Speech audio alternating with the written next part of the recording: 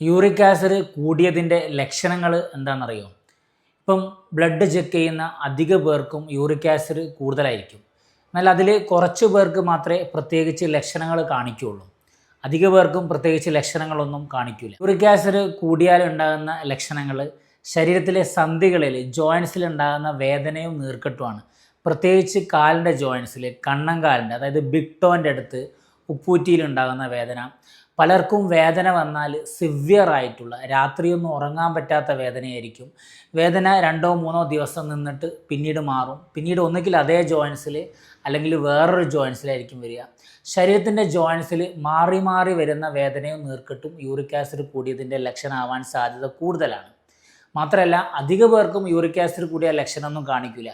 പക്ഷേ uric acid കൂടി നിന്നാൽ കിഡ്നി സ്റ്റോൺ വരാനുള്ള സാധ്യത കൂടുതലാണ്.